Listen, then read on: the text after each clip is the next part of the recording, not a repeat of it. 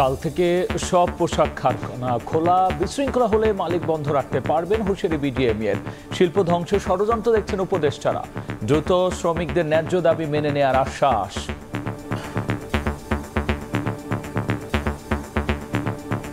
আশুলিয়াতে কালকে আমরা সবাই খুলবো, যদি কোনো কারণে কোনো ফ্যাক্টরি বন্ধ রাখে, বন্ধ দিয়ে ছাড়া আমাদের রাস্তা আমরা থাকবে না। যদি কোনো ফ্যাক্টরিতে ফার্দার কোনো গন্ডগোল হয় বা কাজ বন্ধ রাখে, তারও রেখে সেই ফ্যাক্টরি নো ওয়ার্ক নো পেতে বন্ধ হয়ে যাবে। ফ্যাক্টরি বন্ধ করে দিয়ে দেশের অর্থনীতিকে ক্ষতিগ্রস্ত করার জন্য কোনো মহল চেষ্টা করে, সেটাও আমরা মনে রাখবো। আমরা যেই সেল গঠন করেছি সেই সেলের কাছে আপনাদের অভিযোগগুলো দিন। আমরা খুব দ্রুত সময়ের মধ্যে আপনাদের যে ন্যায্য দাবিগুলো আছে সেগুলোকে কিভাবে সকল পক্ষের সাথে আলোচনার ভিত্তিতে সমাধান করা যায় আর সেটির ব্যবস্থা নিব। দেখছিলেন প্রধান শিরোনাম। রাতের সময় সঙ্গে আছি আমি গোলাম রাব্বি। এবার অন্যান্য শীর্ষ সংবাদ। স্বচ্ছ প্রক্রিয়ায় নিরপেক্ষ ব্যক্তিকে ইসিতে নিয়োগের প্রস্তাব রাজনীতিক ও সুশীল সমাজের। আওয়ামী লীগকে ছাড়া অগ্রহণযোগ্য হবে না নির্বাচন, বললেন সংস্কার কমিশনের প্রধান। বৃষ্টি মাথায় নিয়ে শহীদ মিনারে বিএনপির স্মরণ সভা, ভোটের অধিকার ফিরিয়ে দেওয়ার আহ্বান। গোপালগঞ্জে স্বেচ্ছাসেবক দল নেতাকে হত্যার প্রতিবাদে বিভিন্ন স্থানে বিক্ষোভ। ঢাকায় উচ্চ পর্যায়ের মার্কিন প্রতিনিধি দল, কাল প্রধান উপদেষ্টার সঙ্গে বৈঠক। আর্থিক খাত সংস্কার নিয়ে হবে আলোচনা, জানালেন অর্থ উপদেষ্টা। এখনো তলিয়ে কক্সবাজার, নিরাপদ আশ্রয়ের খোঁজে বাসিন্দারা। ট্রলার ডুবির ঘটনায় ইনানী সৈকত থেকে 3 জনের লাশ উদ্ধার। নোয়াখালীর হাতিয়ায়ও নিখোঁজ অনেকে। এবং ফুটবল ফেডারেশনে অবসান হচ্ছে কাজী সালাউদ্দিন যুগের। 26 অক্টোবরের বাফুফে নির্বাচনে অংশ নেবেন না বর্তমান সভাপতি। সংবাদ সম্মেলনে জানালেন নিজেই।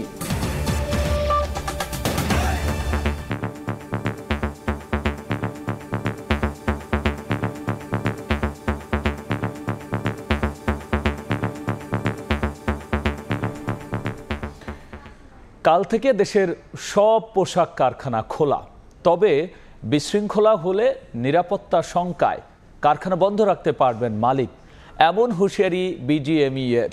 এদিকে উৎপাদন চালু রাখতে সহযোগিতার আশ্বাস দিয়ে শিল্প উপদেষ্টা জানিয়েছেন, কারখানা বন্ধ রেখে বেকায়দায় ফেলার চেষ্টা করলে তাদের সরকার মনে রাখবে। রাজধানীর উত্তরায় বিজিএমইএ ভবনে সংকট নিরসনে করণীয় শীর্ষক আলোচনা সভায় একথা বলেন তারা। এ সময় বাংলাদেশের পোশাক খাতের বিদেশি অর্ডার অন্য দেশে সরিয়ে নিতে চক্রান্ত চলছে বলেও জানিয়েছেন উপদেষ্টারা। তৈরি পোশাক কারখানা চালু ও শ্রমিক অসন্তোষের মুখে আবার তা বন্ধ করে দিতে বাধ্য হচ্ছেন শিল্প মালিকরা। গেল 2 সপ্তাহ ধরে এটি স্বাভাবিক চিত্র আশুলিয়া সহ দেশের বিভিন্ন শিল্প কারখানায়। অবস্থার উত্তরণ ও নীরব বিচ্ছিন্ন কারখানা চালু রাখতে করণীয় ঠিক করতে সরকার ও শ্রমিক প্রতিনিধিদের নিয়ে রাজধানীর উত্তরায় বিজিএমইএ ভবনের মতবিনিময় সভার আয়োজন করেন শিল্প মালিকরা। সভায় শ্রমিকদের পক্ষে নানা দাবি তুললেও কারো উস্কানিতে পা না দিয়ে কারখানার উৎপাদন চালু রাখতে শ্রমিকদের কাজে মনোযোগ দেওয়ার আহ্বান জানান শ্রমিক নেতারা। একই সঙ্গে সরকারকে কঠোর হওয়ারও পরামর্শ দেন তারা। শ্রমিক সংগঠনগুলোকে মানতে হবে, আবার আরেক দিকে মালিক যারা আছেন তাদেরকেও অবশ্যই শ্রম আইন সম্পূর্ণভাবে শ্রমিকদের সাথে যেগুলো সম্পর্কিত সেগুলো যাতে বাস্তবায়ন হয় সেগুলো আপনাদেরকে লক্ষ্য রাখতে হবে। সেনাবাহিনী সহ আইন শৃঙ্খলা রক্ষাকারী বাহিনীর পক্ষ থেকে জানানো হয়, দেশের অর্থনীতিকে টিকিয়ে রাখতে সর্বোচ্চ গুরুত্ব দিয়ে শ্রম অসন্তোষ নিরসনে কাজ করছে তারা। আমাদের শেষ ঘামটুকু দিয়ে, শেষ শ্রমটুকু দিয়ে আমি আপনাদের নিরাপত্তা আমরা নিশ্চিত করতে চাই, যেটা বাংলাদেশের জন্য একটা প্রায়োরিটি সেক্টর, বাংলাদেশের জীবন মরণ সমস্যা। আপনারা যদি না থাকেন আমাদের অর্থনীতি থাকবে না। এ সময় শ্রমিকদের যৌক্তিক দাবি মেনে নেওয়ার আশ্বাস দিয়ে শ্রম ও কর্মসংস্থান উপদেষ্টা জানান, বাংলাদেশের পোশাক শিল্প ধ্বংসের ষড়যন্ত্র করছে রফতানি খাতে বাংলাদেশের প্রধান প্রতিযোগী প্রতিবেশী দেশ। ভারতীয় কয়েকটা গণমাধ্যমে এবং কয়েকজন কন্টেন্ট ক্রিয়েটরকে এই ধরনের কন্টেন্ট তৈরি করতে দেখেছি যে এটাই আসলে আমাদের ইনভেস্টমেন্টের শ্রেষ্ঠ সময়। কারণ বাংলাদেশে একটা পরিবর্তন এসেছে, একটা পরিস্থিতি তৈরি হয়েছে। এই পরিস্থিতিতে আমরা আমাদের দিকে যদি বাইরেদেরকে নিয়ে আসতে পারি তাহলে এটা আমাদের জন্য একটা ভালো সুযোগ। এমন সব আলোচনায় 4 ঘণ্টাব্যাপী চলা সভা শেষে শিল্প উদ্যোক্তারা পরিষ্কার জানিয়ে দেন, নিরাপত্তা নিশ্চিত করতে সরকার ব্যর্থ হলে শ্রম আইনের 13 এক ধারা অনুযায়ী অনির্দিষ্টকালের জন্য কারখানা বন্ধ রাখবেন তারা। যদি কোনো কারণে কোনো ফ্যাক্টরি বন্ধ রাখে, আমাদের সেই ফ্যাক্টরিগুলিকে আমরা 13 রাখে বন্ধ দিয়ে ছাড়া আমাদের রাস্তা আমরা থাকবে না। যদি কোনো ফ্যাক্টরিতে ফার্দার কোনো গন্ডগোল হয় বা কাজ বন্ধ রাখে, তারও রেখে সেই ফ্যাক্টরি নো ওয়ার্ক নো পেতে বন্ধ হয়ে যাবে। এ সময় শিল্প উপদেষ্টাও জানিয়ে দেন, কারখানা বন্ধ করে দিয়ে কোনো মহল দেশকে বিপদে ফেলার চেষ্টা করলে তাদের মনে রাখবে সরকার। ফ্যাক্টরি বন্ধ করে দিয়ে দেশের অর্থনীতিকে ক্ষতিগ্রস্ত করার জন্য কোনো মহল চেষ্টা করে, সেটাও আমরা মনে রাখব। বক্তারা জানান, শ্রম অসন্তোষকে জিয়ে ফায়দা নেওয়ার চেষ্টা করছে বহিরাগতরা। ইয়ানুর শিফাত, সময় সংবাদ, ঢাকা। স্বচ্ছ প্রক্রিয়ায় রাজনৈতিক সম্মতিতে গ্রহণযোগ্য ও নিরপেক্ষ ব্যক্তিকে নির্বাচন কমিশনার হিসেবে নিয়োগ দিতে প্রস্তাব দিয়েছে রাজনৈতিক দল এবং সুশীল সমাজের প্রতিনিধিরা।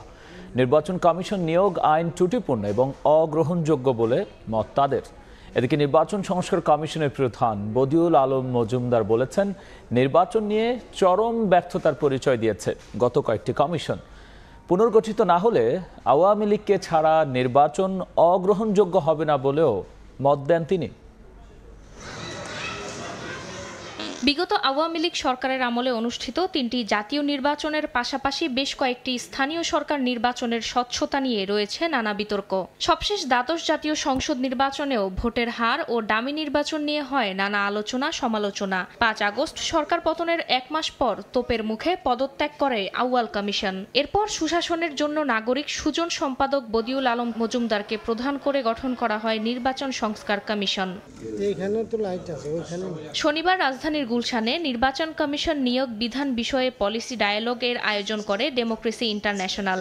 আলোচনায় উপস্থিত ছিলেন বস্ত্র ও পাট মন্ত্রণালয়ের উপদেষ্টা ও নির্বাচন বিশ্লেষক অবসরপ্রাপ্ত brigadier general M Sakhawat Hossain সহ রাজনৈতিক দলের প্রতিনিধি ও বিশিষ্ট নাগরিকরা। এ সময় নির্বাচন কমিশনার নিয়োগে নানা দিক নির্দেশনা দেন বক্তারা। 2022 সালের নির্বাচন কমিশন নিয়োগ আইনের সমালোচনা করে তারা বলেন, সাংবাদিক, শিক্ষাবিদ, রাজনৈতিক, সুশীল সমাজ ও শিক্ষার্থীদের সমন্বয়ে সার্চ কমিটি গঠন করা উচিত, যেখানে প্রাধান্য দেয়া হবে ব্যক্তির পেশাদার যোগ্যতা, ন্যায়পরায়ণতা ও নিরপেক্ষতা। নির্বাচন কমিশনের জন্য সার্চ কমিটি গঠনের লক্ষ্যে অবশ্যই আইন প্রণয়ন করা উচিত এবং এই ক্ষেত্রে কমপক্ষে 5 শ্রেণীর লোকজনের সম্পৃক্ত থাকা উচিত। রাজনৈতিক দলগুলো নাম দেখ, তাদের মধ্যে কোন দল কাদেরকে নাম দিচ্ছে সেই নামগুলো পাবলিক করা হোক। এই সরকারের দায়িত্বের মধ্যে পড়ে একটা নির্বাচন কমিশন গঠনের উদ্যোগ নেওয়া এবং সেই নির্বাচন কমিশন গঠনের জন্য তারা সকলের কাছে গ্রহণযোগ্য একটা সার্চ কমিটি করতে পারে। এ সময় প্রধান অতিথির বক্তব্যে অন্তর্বর্তীকালীন সরকারের উপদেষ্টা সাবেক নির্বাচন কমিশনার এম সাখাওয়াত হোসেন বলেন, ভালো নির্বাচনের জন্য প্রয়োজন নিরপেক্ষ সরকার। আমাদের অভ্যাস হচ্ছে সরকার থাকা মানে আমরা সরকারি লোক। সেই হিসাবে যদি ভালো নির্বাচন করতে হয় তাহলে আমার মনে হয় যে একটা ইন্টারিম ব্যবস্থা থাকতে হবে। এটা has to be decided by the political party. এদিন সকালে রাজধানীর এফডিসি মিলনায়তনে ডিবেট ফর ডেমোক্রেসি আয়োজিত বিতর্ক প্রতিযোগিতায় প্রধান অতিথি হিসেবে অংশ নিয়ে বদিউল আলম মজুমদার বলেন, আওয়ামী লীগ নেতাদের বিচারের আওতায় আনার পাশাপাশি দলটি পুনর্গঠিত না হলে তাদের বাদ দিয়ে নির্বাচন হলেও সেটি গ্রহণযোগ্যতা পাবে। বর্তমান সংবিধান বাতিল করে গণপরিষদ গঠনের মাধ্যমে সংবিধান সংস্কারের পক্ষে মত দেন তিনি। আমাদের উপদেষ্টা কেউ কেউ বলেছেন যে আওয়ামী লীগকে বিলুপ্ত করার তার পক্ষে নন। আওয়ামী লীগ যদি তার মধ্যে পুনর্গঠিত না হয় তাহলে তাদেরকে ছাড়া নির্বাচন করাটা অগ্রহণযোগ্য হবে না বলে আমি মনে করি। সঠিক ব্যক্তিদের মাধ্যমে নির্বাচন কমিশন গঠন এবং কমিশন যাতে সঠিকভাবে দায়িত্ব পালন করতে পারে এ ব্যাপারে নির্বাচন সংস্কার কমিশনের পক্ষ থেকে সুপারিশ করবেন বলেও জানান বদিউল আলম মজুমদার। ফারজানা আক্তার, সময় সংবাদ, ঢাকা। দেশ দ্বিতীয়বার স্বাধীন হলেও বিভক্তি সৃষ্টির জন্য এখনও ষড়যন্ত্র চলছে বলে মন্তব্য করেছেন বিএনপির মহাসচিব মির্জা ফখরুল ইসলাম আলমগীর। কেন্দ্রীয় শহীদ মিনারে জুলাই আগস্টে নিহত আহতদের স্মরণ সভায় তিনি আশা প্রকাশ করে বলেছেন, সংস্কার করে অর্থবহ ও নিরপেক্ষ নির্বাচনের মাধ্যমে গণতান্ত্রিক রাষ্ট্র ব্যবস্থা গড়ে তুলবে অন্তর্বর্তী সরকার।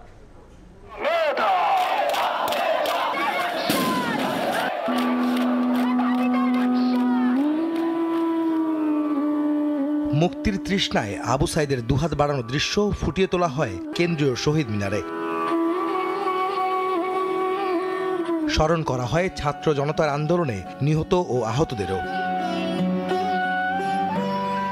জুলাই আগস্টে নিহত ও আহতদের স্মরণে বিএনপি আয়োজন করে এই স্মরণ সভার।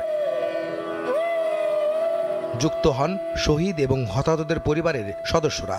বক্তব্যে তুলে ধরেন তাদের নিদারুণ কষ্টের কথা। আমার ছেলের জানি যে চোখ হারাইছে, আমার ছেলের জানি বিচার চাই। তারে নিয়ে কোনি আছে না মরছে, আমার সংসার আর কেমন, আমি উপযুক্ত বিচার আপনাদের কাছে চাই। বক্তব্য রাখেন বিভিন্ন শ্রেণী পেশার মানুষের পাশাপাশি সরকার পতনের এক দফা আন্দোলনের শরিক দলের নেতারা। একই সুরে আওয়াজ তোলেন গণহত্যাকারীদের মুখোমুখি করতে হবে বিচারের। স্বপ্ন দেখেন নতুন বাংলাদেশ গড়ার। আজকে আওয়ামী লীগ যেই ক্যারেক্টার, যেই চারিত্রিক বৈশিষ্ট্য চলে আসছে, আওয়ামী লীগ কোনো মানুষের দল হতে পারে না। যদি আমরা গণহত্যা 16 বছরের হত্যাযজ্ঞের যদি বিচার করতে না পারি, গণ অভ্যুত্থানে যে বিজয়, সেই বিজয়কে কোনোভাবেই আমরা ধরে রাখতে পারবো না। যারা এই দেশের সৈনিক, তারা আমাদের দেশের গার্মেন্টস শ্রমিক, তারা আমাদের প্রবাসী শ্রমিক, আমাদের কিষানি, তাদের জীবনে কোনো পরিবর্তন না হয় তাহলে সত্যিকার অর্থে এই দেশ স্বাধীন হবে না। বৃষ্টি ভেজা বিকেলের অনুষ্ঠান বাধ্য হয়ে করতে হয় সংক্ষিপ্ত। প্রধান অতিথির বক্তব্য রাখেন বিএনপি মহাসচিব মির্জা ফখরুল ইসলাম আলমগীর। বলেন, দেশ দ্বিতীয়বার স্বাধীন হলেও বিভক্তি সৃষ্টির জন্য এখনো চলছে ষড়যন্ত্র। গোপালগঞ্জে আওয়ামী লীগের হামলার প্রতিবাদ জানিয়ে মির্জা ফখরুল আঘাত প্রতিহতের ঘোষণা দেন। সমস্ত প্রতিষ্ঠানগুলোকে শক্তিশালী করবার জন্য আমরা সবাই কাঁধে কাঁধ মিলিয়ে কাজ করব। পরিষ্কার বোঝা যাচ্ছে যে তারা এখনো আবার হায়নার মতো লুকিয়ে আছে, যে কোনো সময় তারা আক্রমণ করবে। সেই আক্রমণকে আমাদের প্রতিহত করতে হবে। চক্রান্তের মধ্য দিয়ে আমাদেরকে কেউ যেন আপনার বিপথে নিয়ে যেতে না পারে। অন্তর্বর্তীকালীন সরকারের কাছে জনগণের প্রত্যাশার কথা তুলে ধরে বিএনপি মহাসচিব বলেন, সত্যিকার সংস্কার করে অর্থবহ ও নিরপেক্ষ নির্বাচনের মধ্য দিয়ে গণতান্ত্রিক রাষ্ট্র ব্যবস্থা গড়ে তুলবেন তারা। জনগণ এই প্রত্যাশা করে যে এই সরকার তাদের এমন একটা গণতান্ত্রিক ব্যবস্থা, একটা প্লেইং ফিল্ড তৈরি করে দেবে। গণতন্ত্রের প্রতিষ্ঠানগুলোকে আবার তারা সংস্কার করে এমন একটা জায়গায় আনবে যেখানে সত্যিকার অর্থেই একটা অর্থবহ নির্বাচনের মধ্য দিয়ে, নিরপেক্ষ নির্বাচনের মধ্য দিয়ে আমরা একটা গণতান্ত্রিক রাষ্ট্র, গণতান্ত্রিক সমাজ প্রতিষ্ঠা করতে পারি। মানুষের জন্য কাজ করতে সবাইকে আবারও ঐক্যবদ্ধ হওয়ারও আহ্বান জানান বিএনপি মহাসচিব। আহমেদ সালেহিন, সময় সংবাদ, ঢাকা। বৈরী আবহাওয়ার কারণে কাল নয়াপল্টনে গণতন্ত্র দিবস উপলক্ষে বিএনপির কর্মসূচি স্থগিত করা হয়েছে। তবে বিভাগীয় শহরগুলোতে হবে র্যালি। রাতে গুলশানে বিএনপি চেয়ারপারসনের কার্যালয়ে সংবাদ সম্মেলনে বিষয়টি জানান দলের স্থায়ী কমিটির সদস্য AZM জাহিদ হোসেন। তিনি বলেছেন, 17 সেপ্টেম্বর বিকেলে নয়াপল্টনে সমাবেশ করা হবে। আগামীকালকে বিভাগীয় শহরসমূহে আমাদের গণতন্ত্রের র্যালি আছে, যেখানে দলের সিনিয়র নেতৃবৃন্দ গণতন্ত্রের র্যালির নেতৃত্ব দিবেন। সে কর্মসূচি অব্যাহত থাকবে। গণতন্ত্র পুনরুদ্ধারের যে আন্দোলনে বিএনপি গত 16 বৎসর যাবৎ আছে, তারই ধারাবাহিকতায় আন্তর্জাতিক গণতন্ত্র দিবস উপলক্ষে গণতন্ত্রের যে সমাবেশ, সেটিতে আপনারা অংশগ্রহণ করবেন। 17 সেপ্টেম্বর বিকেল 3টায় নয়াপল্টন পার্টি অফিসের সামনে। অন্তর্বর্তী সরকারের সঙ্গে আলোচনায় ঢাকায় এসেছেন মার্কিন উচ্চ পর্যায়ের প্রতিনিধি দলের সদস্যরা। নেতৃত্বে আছেন যুক্তরাষ্ট্রের রাজস্ব কর্মকর্তা ব্রেন্ট নেইম্যান। দিল্লি সফর শেষে বিকেলে তাদের সঙ্গে যোগ দিয়েছেন দক্ষিণ ও মধ্য এশিয়া বিষয়ক অ্যাসিস্ট্যান্ট সেক্রেটারি ডোনাল্ড লু। ভূ রাজনৈতিক প্রেক্ষাপট আর দেশের বর্তমান পরিস্থিতি বিবেচনায় এই সফরটি বেশ গুরুত্বপূর্ণ বলে মনে করছেন বিশ্লেষকরা। অন্তর্বর্তী সরকার গঠনের পর মার্কিন প্রতিনিধি দলের প্রথম ঢাকা সফর। শনিবার সকালে মার্কিন অর্থ দফতরের সহকারী আন্ডার সেক্রেটারি ব্রেন্ট নেইম্যানের নেতৃত্বে উচ্চ পর্যায়ের 5 সদস্যের একটি দল এসেছেন। দুপুর 3টার পর দিল্লি সফর শেষে ইন্ডিয়া এয়ারলাইন্সের একটি বিমানে হজরত শাহজালাল আন্তর্জাতিক বিমানবন্দরে পৌঁছান দক্ষিণ ও মধ্য এশিয়া বিষয়ক অ্যাসিস্ট্যান্ট সেক্রেটারি ডোনাল্ড লু। ভূ রাজনৈতিক প্রেক্ষাপট ও বাংলাদেশের অভ্যন্তরীণ পরিস্থিতিতে সফরটি অত্যন্ত গুরুত্বপূর্ণ হিসেবে দেখা হচ্ছে। বাংলাদেশের সঙ্গে অর্থনৈতিক ও উন্নয়নমূলক সম্পর্ক জোরদারে গুরুত্ব দেবে ওয়াশিংটন। এছাড়া বাংলাদেশের বর্তমান সংকট উত্তরণের চাহিদাগুলো জানতে চাইবে প্রতিনিধি দল। একই সঙ্গে বিষয়গুলোতে সামনের দিকে কিভাবে সহযোগিতা করা যায় তা নিয়েও আলোচনা হবে। যুক্তরাষ্ট্রের প্রতিনিধি দলের সদস্যরা অন্তর্বর্তী সরকারের প্রধান উপদেষ্টা ডক্টর মোহাম্মদ ইউনুস, পররাষ্ট্র উপদেষ্টা মোহাম্মদ তৌহিদ হোসেন সহ একাধিক উপদেষ্টার সঙ্গে সৌজন্য সাক্ষাৎ করবেন। বিশ্লেষকরা বলছেন, অভ্যন্তরীণ আর্থিক ও প্রাতিষ্ঠানিক সংস্কার করে গণতান্ত্রিক সরকারের কাছে দায়িত্ব হস্তান্তরে সহযোগী হতে পারে মার্কিন যুক্তরাষ্ট্র। আমাদের অর্থনৈতিক এই সংকট থেকে বেরোবার জন্য বাইরে পৃথিবীর সহায়তা চাই, সেটা দ্বিপাক্ষিকভাবে মার্কিন যুক্তরাষ্ট্রের কাছ থেকে সহায়তা চাই, বহুপাক্ষিক ব্যবস্থা থেকে সহায়তা চাই, যেখানে মার্কিন যুক্তরাষ্ট্র আমাদের সহায়তা করতে পারে। তো সেই প্রেক্ষাপটে এটা খুবই একটা আমার কাছে গুরুত্বপূর্ণ একটা সফর বলে মনে করছি। সফরে অভ্যন্তরীণ সংস্কারের পাশাপাশি ভূ রাজনৈতিক অবস্থান নিয়েও আলোচনা হতে পারে। সে বিবেচনায় প্রতিবেশীর সঙ্গে সম্পর্ক ও আঞ্চলিক সহযোগিতা বিষয়গুলো নিয়ে আলোচনায় বাংলাদেশকে গুরুত্ব দেওয়ার পরামর্শ বিশ্লেষকদের। তাদের যে ভূ রাজনৈতিক পরিকল্পনা বা তাদের যে ইন্ডো প্যাসিফিক স্ট্র্যাটেজি আছে, সেখানে আমরা আমাদের মতো করে আমাদের প্রয়োজন অনুযায়ী আমরা তাদের সাথে অংশীদার হতে পারবো।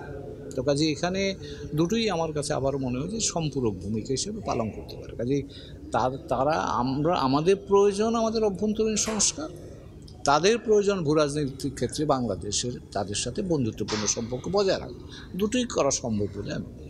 সরকারের উচ্চ পর্যায়ে বৈঠকের পাশাপাশি সফরে রাজনৈতিক দলের সঙ্গেও বৈঠক করতে পারে মার্কিন প্রতিনিধি দল। সংস্কারটা মার্কিন যুক্তরাষ্ট্র চায়। সানবীর রূপল, সময় সংবাদ, ঢাকা। রাতের সময় আরও থাকছে। সংরক্ষিত কোটায় শেখ হাসিনার গাড়ি চালক, মন্ত্রী এমপিদের নামে 2000 প্লট, পূর্বাচলেই 1000। আওয়ামী সরকারের নির্দেশেই বরাদ্দ দেয় রাজউক। সাবেক স্বরাষ্ট্রমন্ত্রী আসাদুজ্জামান খান কামালের ছেলে সাফি মুদাসির খান জ্যোতিকে 4 দিনের রিমান্ডে দিয়েছেন আদালত। বিকেলে তাকে চিফ জুডিশিয়াল ম্যাজিস্ট্রেট আদালতে তোলা হলে শুনানি শেষে বিচারক সাইফুল ইসলাম তার রিমান্ড মঞ্জুর করেন।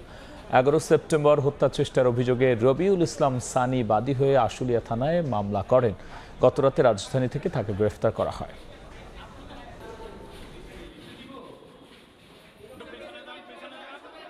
ছাত্র জনতার যে কোটা বিরোধী বৈষম্যবিরোধী আন্দোলন, সেই আন্দোলনে আওয়ামী সন্ত্রাসী এবং পুলিশিরা যৌথভাবে আক্রমণ করে এবং সেখানে এই আজকের যে জ্যোতি, আজ স্বরাষ্ট্রমন্ত্রীর ছেলে, সে সেখানে উপস্থিত ছিল এবং তাদেরকে তার পক্ষে এবং তার সহযোগীরা তাকে তখন গুলি করা হয়। আদালত উভয় পক্ষের শুনানি অন্তে এই আসামির বিরুদ্ধে 4 দিনের রিমান্ড মঞ্জুর করেন। তার 2 জন পুলিশ কর্মকর্তা তার বন্ধু, সেই হিসাবে তাকে সম্পৃক্ত করা হয়েছে। আমরা বিজ্ঞ আদালতে বলেছি যে একজন মন্ত্রীর ছেলে আর 2 জন বন্ধু থাকলে এই মামলায় সম্পৃক্ত হওয়া যায় না। ছাত্র জনতার আন্দোলনে গণহত্যার দায়ে শেখ হাসিনার বিরুদ্ধে গ্রেফতারি পরোয়ানা জারির পরও তাকে ভারত থেকে ফিরিয়ে আনা সহজ হবে না বলে মনে করেন আইনজীবীরা। তারা বলছেন এজন্য দরকার ঢাকা দিল্লি কূটনৈতিক প্রচেষ্টা এবং বোঝাপড়া। চিফ প্রসিকিউটর বলছেন আন্তর্জাতিক অপরাধ ট্রাইব্যুনাল সচল হলে পরোয়ানা জারির আবেদন করবেন তারা। তবে সবকিছু নির্ভর করছে সরকারের সদিচ্ছার ওপর। আফজাল হোসেনের রিপোর্ট। আদালত ও থানা থেকে প্রাপ্ত তথ্য অনুযায়ী 12 সেপ্টেম্বর পর্যন্ত শেখ হাসিনার বিরুদ্ধে মামলা হয় 168টি। এর মধ্যে হত্যা মামলার সংখ্যা 147। এর মধ্যে ছাত্র জনতার আন্দোলন এবং 2013 সালের 5 মে শাপলা চত্বরে হেফাজতের সমাবেশে হত্যা, গণহত্যার অভিযোগে শেখ হাসিনার বিরুদ্ধে 15টি অভিযোগ জমা পড়েছে আন্তর্জাতিক অপরাধ ট্রাইব্যুনালের তদন্ত সংস্থায়। শুরু হয়েছে তদন্ত। বিচারের জন্য প্রস্তুত করা হচ্ছে আন্তর্জাতিক অপরাধ ট্রাইব্যুনাল। তবে ঘুরে ফিরে একটি প্রশ্নই সামনে আসছে, পার্শ্ববর্তী দেশে পালিয়ে যাওয়া শেখ হাসিনাকে দেশে এনে কি বিচারের কাঠগড়ায় দাঁড় করানো সম্ভব? আন্তর্জাতিক অপরাধ ট্রাইব্যুনালের চিফ প্রসিকিউটর বলছেন, ট্রাইব্যুনালে বিচারক নিয়োগ হলেই শেখ হাসিনার বিরুদ্ধে গ্রেফতারি পরোয়ানা জারির আবেদন করা হবে। তবে তাকে ফিরিয়ে আনা না আনা নির্ভর করবে সরকারের রাজনৈতিক সিদ্ধান্তের ওপর। এটা সরকারের রাজনৈতিক সিদ্ধান্তের ব্যাপার হবে, কূটনৈতিক তৎপরতার অংশ হবে, সেটা সরকার যথাসময়ে গ্রহণ করবেন বলে আমরা মনে করি। আপাতত আমরা মনে করি যে ট্রাইব্যুনালটা গঠন হলে যখন ফর্মালি এখানে কোনো মামলা দায়ের হবে, অভিযোগ দায়েরটা হবে, তারপরে আমরা নেসেসারি অর্ডার্স যাব এবং ট্রাইব্যুনালের সেই আদেশের আলোকে সরকার যদি কোনো পদক্ষেপ নিতে যান, সেক্ষেত্রে ট্রাইব্যুনালের আদেশের আলোকেই সেটা হবে। আইনজীবী জ্যোতির্ময় বড়ুয়া মনে করেন শেখ হাসিনাকে দেশে ফিরিয়ে আনা সহজ হবে না, কেননা শুধু আইনি প্রক্রিয়ায় নয়, এর সঙ্গে জড়িয়ে আছে কূটনৈতিক প্রচেষ্টা এবং দুই দেশের বোঝাপড়া। আমি বলছি না যে অসম্ভব, কিন্তু সেই ডিপ্লোম্যাটিক চ্যানেল, সেই আলাপ আলোচনা শুধুমাত্র গ্রেপ্তারি পরোয়ানা জারি করলেই আসলে তাকে ফিরিয়ে আনা যাবে বলে আমার কাছে মনে হয় না। সেটা ডিপেন্ড করবে দুই পক্ষের আলোচনার মধ্যে কূটনৈতিক সম্পর্কের ভারসাম্যের উপরে। ভারতের সঙ্গে বাংলাদেশের বন্দি বিনিময় চুক্তি রয়েছে। 2013 সালে হওয়া এই চুক্তির আলোকে দুই দেশই বেশ কয়েকজন বন্দীকে প্রত্যর্পণ করেছে। আফজাল হোসেন, সময় সংবাদ, ঢাকা। ধর্মীয় সাংস্কৃতিক স্থাপনা ও মাজারে হামলায় জড়িতদের বিরুদ্ধে কঠোর আইনগত ব্যবস্থা নেওয়া হবে বলে জানিয়েছে প্রধান উপদেষ্টার কার্যালয়। দুপুরে প্রেস উইং থেকে পাঠানো বিবৃতিতে বলা হয়, গত কয়েকদিন ধরে দেশের সুফি মাজারগুলোতে দুর্বৃত্তের হামলার বিষয়টি সরকারের নজরে এসেছে, আর এসব হামলায় জড়িতদের অতি দ্রুত আইনের আওতায় আনা হবে। বিবৃতিতে আরও বলা হয়েছে যে কোনো বিদ্বেষপূর্ণ বক্তব্য হামলার নিন্দা জানায় এই অন্তর্বর্তীকালীন সরকার। পর্যাপ্ত নিরাপত্তা ব্যবস্থা নিতে আইন শৃঙ্খলা বাহিনীকেও নির্দেশ দেওয়া হয়েছে বলে উল্লেখ করা হয়েছে ওই বিবৃতিতে।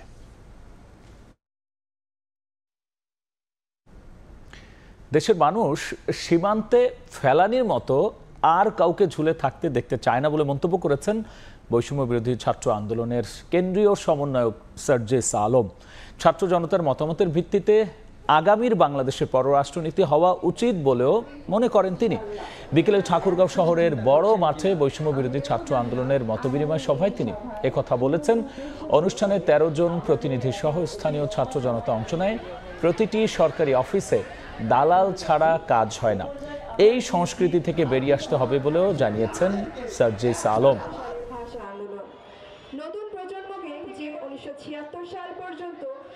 আমাদের জায়গা থেকে স্পষ্ট বার্তা, আমাদের চারপাশে সীমান্ত রয়েছে, এই সীমান্তে আমার একজন নিরপরাধ ভাই বোনকে আমরা আর ওই ফেলানির মতো ঝুলে থাকতে দেখতে চাই না। যদি আজকের পর থেকে এমন কোনো ঘটনা ঘটে, হয় তার উপযুক্ত বিচার করা হবে, তাহলে বাংলাদেশের ছাত্র জনতা, বিজেপি থেকে শুরু করে যারা যারা সম্ভব, তারা সকলে মিলে কিভাবে আমাদের ওই রাষ্ট্রগুলোকে জবাব দিতে হয় সেটি আমাদেরকে একসাথে আবার দেখিয়ে দিতে হবে।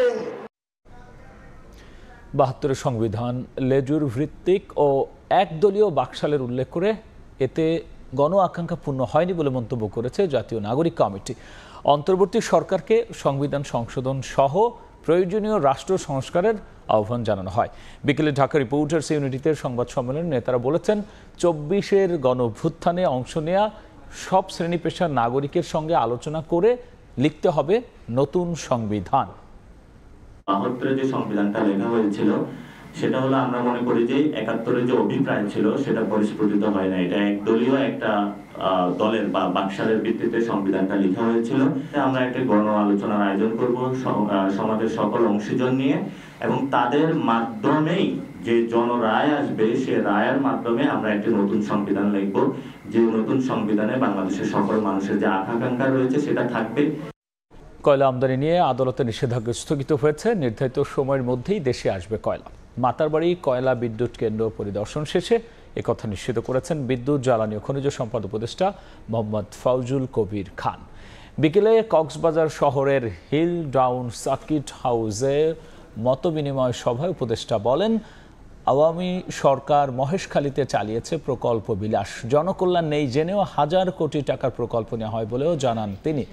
মাতারবাড়ি কয়লা বিদ্যুৎ কেন্দ্র পরিদর্শন সহ নির্মাণাধীন গভীর সমুদ্র বন্দর সহ বিভিন্ন উন্নয়ন প্রকল্প পরিদর্শন করেছেন বিদ্যুৎ ও জ্বালানি উপদেষ্টা।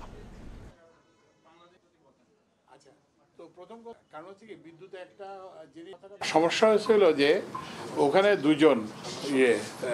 দুজন সরবরাহের প্রস্তাব দিয়েছিলেন, তারা আদালতে গেছিলেন, এক পক্ষ আদালতে, এবং খুব প্রভাবশালী, আমি আমার কারোর নাম বলা আমার উদ্দেশ্য না, তারা আদালতে গেছিলেন। তো আদালত থেকে এইটার একটা নির্দেশনা আসছে। তো এখন এটা মানে ওই যে এক পক্ষ যে ইয়ে করছেন সেই দাবিটা নাকচ হয়ে গেছে। তো সুতরাং এখন আমাদের কয়লা কেনার পেছনে, কয়লা কেনার পথে আর কোনো বাধা নাই। সংরক্ষিত কোটায় বিগত সরকারের সময় শেখ হাসিনার গাড়ি চালক, মন্ত্রী, এমপি, আমলাদের নামে প্রায় 2000 প্লট বরাদ্দ দেওয়া হয়। রাজুক বলছে, কোটায় প্লট বরাদ্দে সরকারের নির্দেশ মানতে বাধ্য ছিল প্রতিষ্ঠানটি। যদিও ক্ষমতার অপব্যবহার করে প্লট দেয়াকে বেআইনি বলছেন নগর পরিকল্পনাবিদ। মাইমুনা হায়দার চৌধুরীর রিপোর্ট। পরিকল্পিত নগরী গড়ে তোলা আর সকলের বাসস্থান নিশ্চিতে রাজধানী জুড়ে বিভিন্ন প্রকল্পের আওতায় প্লট বরাদ্দ দিয়ে থাকে রাজধানী উন্নয়ন কর্তৃপক্ষ। এ সকল প্লট বরাদ্দের ক্ষেত্রে মানতে হয় নির্দিষ্ট নীতিমালা। তবে নির্দিষ্ট সংখ্যক প্লট বরাদ্দের ক্ষমতা সংরক্ষিত থাকে সরকারের হাতে, আর এ নিয়েই উঠেছে প্রশ্ন। ক্ষমতার অপব্যবহার করে বিভিন্ন সময়ে সাবেক প্রধানমন্ত্রীর গাড়ি চালক, মন্ত্রী, এমপি, আমলা সহ নিজেদের পছন্দসই ব্যক্তিদের নামে বরাদ্দ দেওয়া হয় প্লট। রাজুক থেকে পাওয়া তথ্য মতে গত কয়েক বছরে পূর্বাচল, ঝিলমিল সহ 4টি প্রকল্পের আওতায় প্রায় 2000 প্লট বরাদ্দ দেওয়া হয়, যার মধ্যে শুধুমাত্র পূর্বাচলেই প্রায় 1000 প্লট বরাদ্দ দেওয়া হয় তৎকালীন আওয়ামী লীগ সরকারের নির্দেশে। সংরক্ষিত কোটায় প্লট বরাদ্দের কোনো এখতিয়ার নেই রাজুকের, এমনটি বলেন প্রতিষ্ঠানটির ঊর্ধ্বতন কর্মকর্তা। পুরো প্রক্রিয়াটি সরকারের নির্দেশনা অনুযায়ী হয়েছে বলেও দাবি রাজুকের। সরকারের একটা বিশেষ ক্ষমতা রয়েছে, সে বিশেষ ক্ষমতা বলে যে কোনো ব্যক্তি বা প্রতিষ্ঠানকে বরাদ্দ দিতে পারে, সেটা প্লট বরাদ্দ বিধিমালাতেই রয়েছে। সেই এখতিয়ার কেবলমাত্র সরকারের। এখানে রাজধানী উন্নয়ন কর্তৃপক্ষ কোনো ব্যক্তি বা প্রতিষ্ঠানকে চয়েস করার কোনো এখতিয়ারই নেই। এ ধরনের প্লট বরাদ্দে রাজুকের নীতিমালার সংস্কার প্রয়োজন উল্লেখ করে নগর বিশেষজ্ঞ বলছেন, পছন্দসই ব্যক্তির নামে প্লট বরাদ্দ দেয়া নিশ্চিতভাবেই ক্ষমতার অপব্যবহার ও বেআইনি। রাজুক বিভিন্ন সময় সংরক্ষিত কোটা নাম দিয়ে একটা কোটা আছে, সেটা রাজুকের বিধিমালাতে আছে। সেই কোটা দিয়ে 10% প্লট বরাদ্দ দেওয়ার সুযোগ ছিল, কিন্তু এই কোটাটার অপব্যবহার হয়েছে। রাজুকের যেটা আইন, সেটা হচ্ছে আপনার যদি ঢাকা শহরে কোনো ফ্ল্যাট থাকে, তাহলে এই ধরনের প্রকল্পে প্লট বরাদ্দ দেওয়ার বিধিবিধান নেই। পুরো বিষয়টাই তৈরি করা হয়েছিল কাউকে খুশি করার জন্য। আমাদের যে সংবিধান যে আমাদের রাষ্ট্রকে যে ক্ষমতা দিয়েছে, সেই ক্ষমতার আসলে সেটা আমরা অপপ্রয়োগ। 2018 থেকে 2021 সালের মধ্যে বরাদ্দ হওয়া 285 প্লটের 149টি বরাদ্দ পান তৎকালীন আওয়ামী লীগ সরকারের এমপি, দলীয় নেতাকর্মী ও উচ্চ পর্যায়ের আমলারা। ইতোমধ্যে পূর্বাচলে সাবেক প্রধানমন্ত্রী শেখ হাসিনার নামে 60 কাঠা জমির বরাদ্দ বাতিল চেয়ে হাইকোর্টে রিট করা হয়েছে। মাইমুনা হায়দার চৌধুরী, সময় সংবাদ, ঢাকা। কয়েকদিনের ভারী বৃষ্টিতে আজও ডুবে আছে কক্সবাজার। বসতি, সরকারি বেসরকারি স্থাপনা ও রাস্তাঘাট থেকে এখনও নামেনি পানি। নিরাপদ আশ্রয়ের খোঁজে স্থানীয়রা। মাইকিং করে ভুক্তভোগীদের উদ্ধার কার্যক্রম চালাচ্ছে বিভিন্ন স্বেচ্ছাসেবী সংগঠন। এদিকে বঙ্গোপসাগরে ট্রলার ডুবির ঘটনায় ইনানী সৈকত থেকে 3 জনের মরদেহ উদ্ধার করা হয়েছে। টানা ভারী বর্ষণ, যা কক্সবাজারে অতীতের সব রেকর্ড ছাড়িয়েছে। 2 দিন ধরে পানিতে ডুবে আছে রাস্তাঘাট, ঘরবাড়ি। রান্না বাড়া তো করে খাইতে পারতেছি না, এখন ওখানে হোটেলতে আইনে খাইতে হচ্ছে। রাতের বেলা ঘুমাতে পারি নাই, এখানে মানে খাটের উপর দিকে চলে গেছে পানি। এদিকে কক্সবাজার শহরের নিম্নাঞ্চল পৌরসভার 1 নম্বর ওয়ার্ড, এই ওয়ার্ডের বেশিরভাগ বাড়ির মানুষ পানিবন্দী। নিরাপদ আশ্রয়ের খোঁজে ছুটছেন তারা। এখন ছোট বাচ্চা লোক কি করছেন ভাই, এ কারণে অনর মানে কি গছ সারি দিয়ে আর তো না আয়োজন বুঝছি পানি উড়ালে গিয়ে একটা গরম মাঝে পানি দূরে থাকি না পারে। এখন বরাবর স্বেচ্ছাসেবী সংগঠনগুলো জানিয়েছে, মাইকিং এর পাশাপাশি পানিবন্দী মানুষজনকে উদ্ধার কার্যক্রম চালানো হচ্ছে। আশেপাশে যারা জনগোষ্ঠী আছে, যারা এখন শঙ্কায় আছে, তাদেরকে নিরাপদ আশ্রয়স্থানে যাওয়ার জন্য বলা হয়েছে। এদিকে বৈরী আবহাওয়ায় সৈকতের নাজিরা টেক পয়েন্ট থেকে এক জেলের মরদেহ উদ্ধার করেছে লাইফগার্ড সংস্থা। সুজাউদ্দিন রুবেল, সময় সংবাদ, কক্সবাজার। রাজধানীতেও সকাল থেকে থেমে থেমে ঝরছে বৃষ্টি। আগামীকালও বৃষ্টিপাত অব্যাহত থাকার পূর্বাভাস দিয়েছে আবহাওয়া অধিদপ্তর। দিনের বিভিন্ন সময় গুড়ি গুড়ি বৃষ্টি, সেই সঙ্গে দমকা হাওয়া। যদিও শনিবারের সকালটা শুরু হয় ভারী বর্ষণ দিয়ে, এক পর্যায়ে বৃষ্টির পরিমাণ কমে এলেও থেমে যায়নি পুরোপুরি। নিম্নচাপের প্রভাবে শুরু হওয়া এই বৃষ্টি মাথায় নিয়ে জীবিকার তাগিদে ঘরের বাইরে আসেন অনেকে, যদিও তাদের কণ্ঠে গত কয়েকদিনের ভ্যাপসা গরম থেকে মুক্তির স্বস্তিই ছিল বেশি।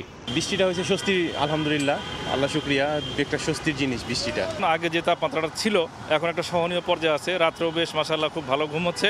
আবহাওয়া অধিদপ্তর জানিয়েছে, গভীর স্থল নিম্নচাপ আকারে নিম্নচাপের অবস্থান যশোর অঞ্চলে হলেও এটি ক্রমশ ভারতের পশ্চিমবঙ্গের দিকে সরে যাবে। নিম্নচাপের প্রভাবে রোববারও বৃষ্টির পূর্বাভাস দিয়ে সংস্থাটি বলছে সোমবার থেকে কমে আসবে বৃষ্টির পরিমাণ।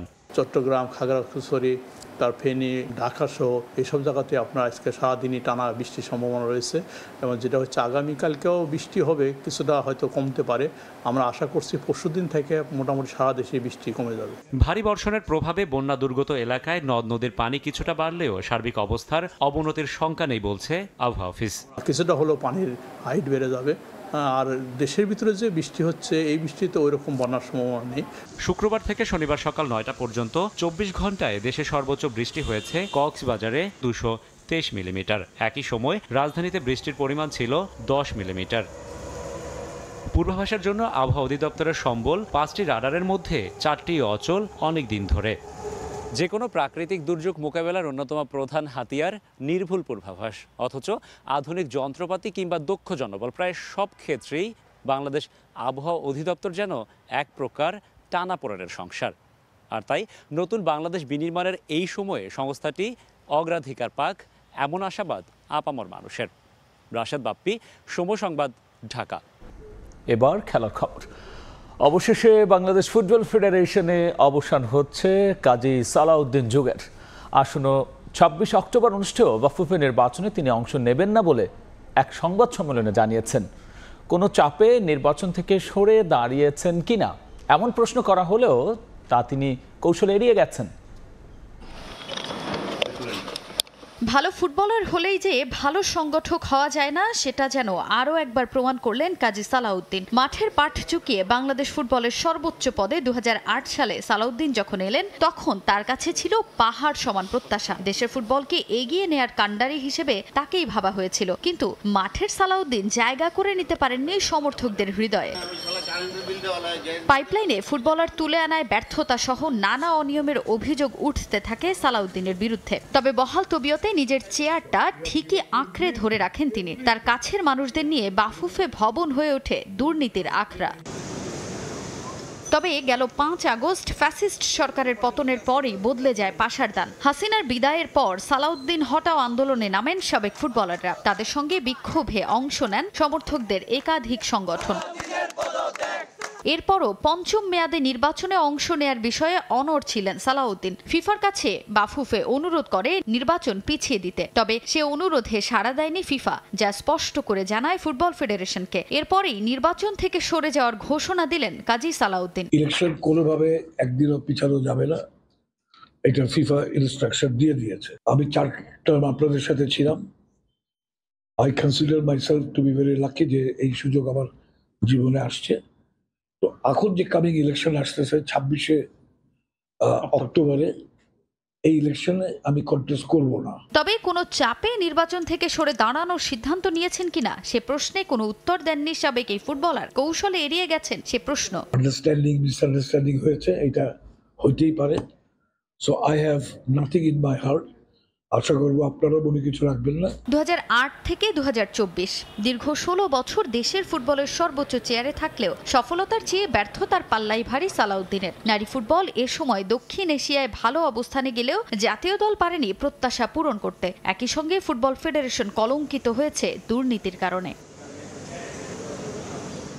তাজিন খন্দকার, সময় সংবাদ, ঢাকা।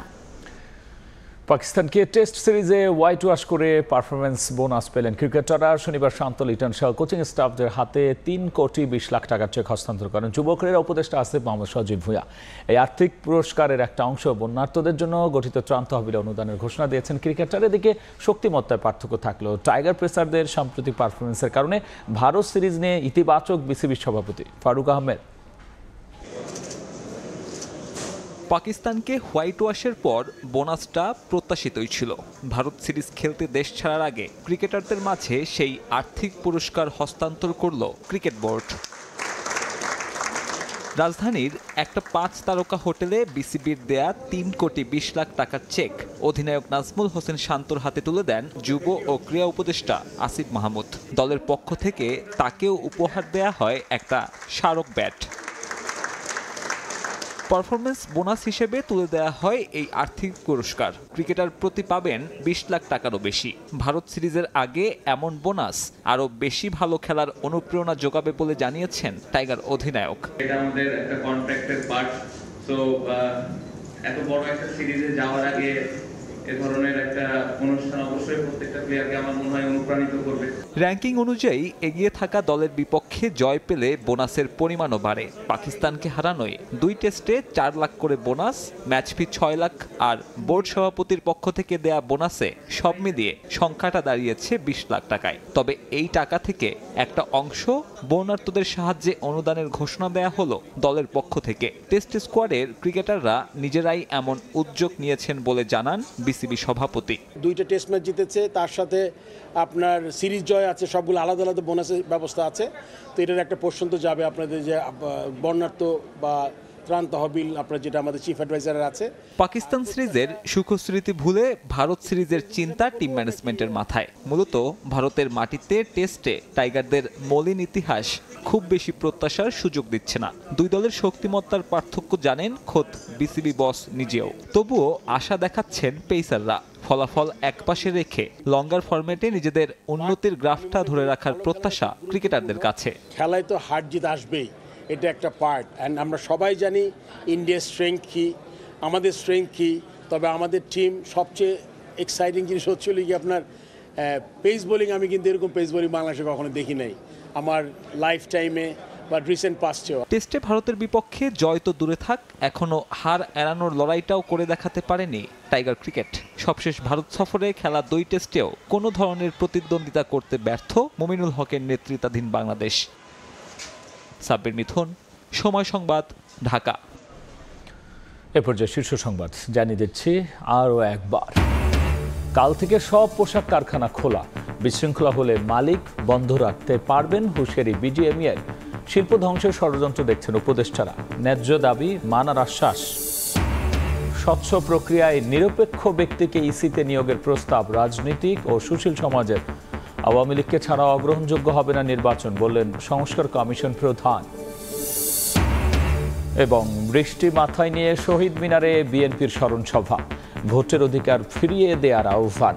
গোপালগঞ্জে স্বেচ্ছাসেবক দল নেতাকে হত্যার প্রতিবাদে বিভিন্ন স্থানে বিক্ষোভ। এই ছিল রাতের সময়। সঙ্গেই থাকুন সময়।